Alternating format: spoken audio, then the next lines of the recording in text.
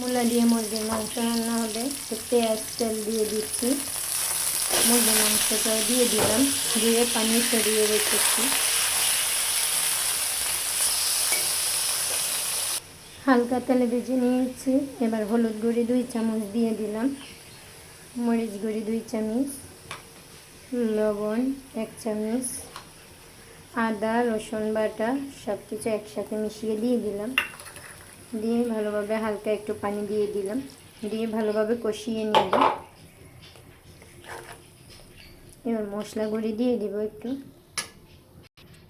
তেজপাতা দিয়ে দিলাম, গুঁড়া মশলা দিয়ে দিলাম, দিয়ে ভালোভাবে একদম কষিয়ে নিব।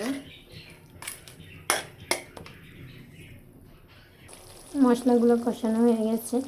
এবার নতুন আলু কেটে রেখেছি, সেটা দিয়ে দিব, ভালোভাবে কষিয়ে নিব। মূলাটা একদম আমি লবণ দিয়ে আধা ঘন্টা মেখে রেখেছিলাম, ধুয়ে এখন দিয়ে দিচ্ছি। সব কিছু ভালোভাবে কষিয়ে নিব। সব কিছু কষানো হয়ে গেছে, একদম ভাজা ভাজা করে নিয়েছি।